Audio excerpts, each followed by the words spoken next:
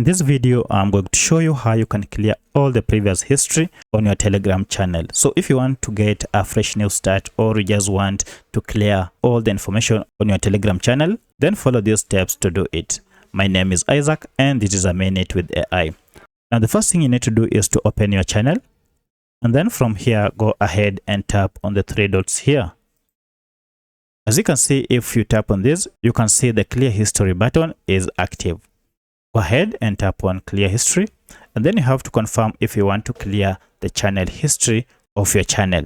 So if you are sure, go ahead and tap on delete, and then this will go ahead and delete all the history that is on your channel, and it is done. And now you can see we have a fresh new start and all my history has been cleared.